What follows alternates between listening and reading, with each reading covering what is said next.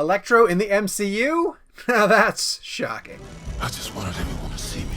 Hey guys, it's Sean O'Connell, the managing director here at CinemaBlend, and I am jumping on to touch on the news that Jamie Foxx is going to be reprising his role as Electro, not in the Sony Spider-Man universe, but in the MCU. I know, I am equally shocked, and that's why we are getting together to discuss the possibilities. Before I get into the video, of course, do me a favor, go down and hit subscribe, turn on your notifications, keep up to date with everything that we're doing here on CinemaBlend's YouTube channel. So, the news broke on The Hollywood Reporter that Jamie Foxx is in final negotiations to reprise his role as Electro, where we last saw him in The Amazing Spider-Man 2. The reason why that's bizarre is because the universe occupied by Andrew Garfield in The Amazing Spider-Man movies doesn't exist anymore. We have since transitioned over to Tom Holland, and he's part of both Sony and Marvel Studios' Marvel Cinematic Universe.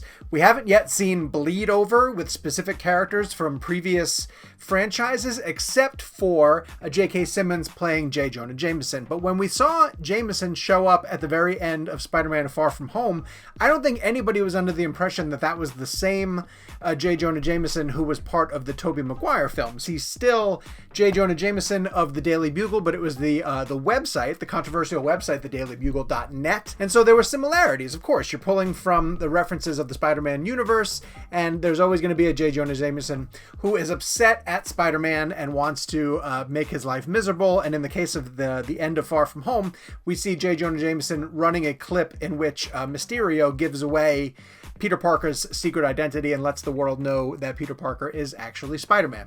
Bringing Electro over from the Amazing Spider-Man films, though, the Mark Webb films, the Andrew Garfield films, that is a direct pull from one existing universe and putting that character into the other. And so here's where this gets really exciting if you're going to put your speculation cap on. We know that eventually the Marvel Cinematic Universe wants to get into the concept of the multiverse. We know that the Doctor Strange sequel is titled Doctor Strange in the Multiverse of Madness. And we also know that a television show that's going to be coming to Disney Plus at the end of this year, WandaVision, has the potential for the Scarlet Witch to open up some portals into the multiverse. Let's say that something happens in that show that opens up a slight portal into the existence of the multiverse. If you don't know what the multiverse is or what the concept means, it essentially is saying that there are, at any given time, parallel universes that are going along with each other, in which similar activity is happening to the universe that we are in, but slightly different. If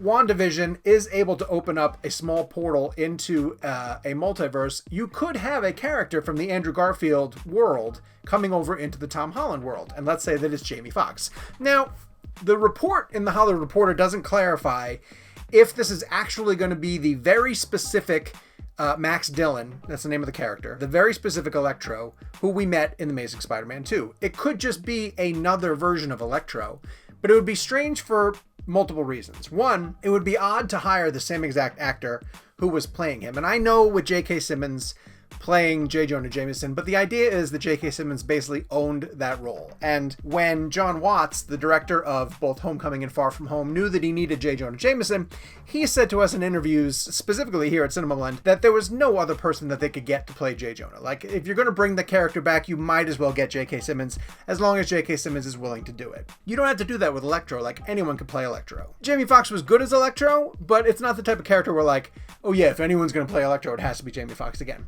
So I would assume that bringing Jamie Foxx over and having him play Max Dillon again has to be viewed as a direct connection to the story that was being told in The Amazing Spider-Man 2, which kicks the door open ever so slightly to the concept of the multiverse bleeding into the Spider-Man stories. And here's why that's really, really important.